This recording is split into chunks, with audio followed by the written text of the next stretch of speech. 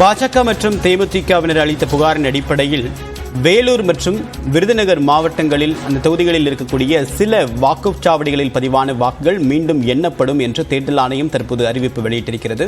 விவரங்களுடைய நேரடிய சிறப்பு செய்தியாளர் சுசித்ரா, தற்போது இந்த அறிவிப்புக்கான காரணம் என்ன? தமிழ்நாட்டில் வேலூர் மற்றும் விருதுநகர் ஆகிய 2 மக்களவை தொகுதிகளின் கீழ் சில வாக்குப்பதிவு மையங்களில் வைத்திருந்த இவிஎம், அதாவது வாக்குப்பதிவு எந்திரங்களின் மீது சோதனைக்கு உட்படுத்தப்பட உள்ளதாக தற்போது அதிகாரப்பூர்வ அறிவிப்பை தேர்தல் ஆணையம்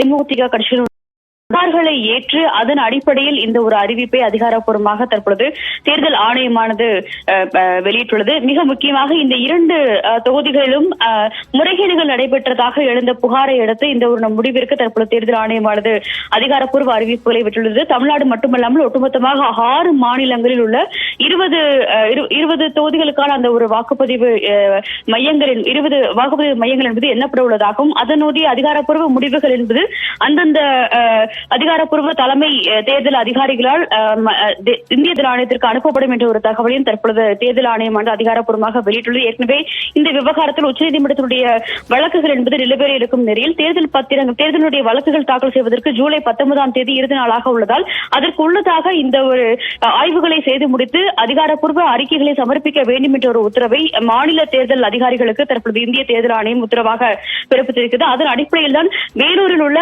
6 வாக்குப்பதிவு மையங்கள் மற்றும் விருதுநகர் தொகுதியில் உள்ள 14 வாக்குப்பதிவு மையங்களில் இந்த ஒரு சோதனை வைக்கப்பட்டிருந்த அந்த இவிஎம்களுக்கான அந்த சோதனை என்பது நடைபெறும் என்ற ஒரு அதிகாரப்பூர்வ அறிவிப்பை தற்பொழுது தேர்தல் ஆணையம் வெளியிட்டுள்ளது. தேவா, தகவலுக்கு நன்றி சுசித்ரா.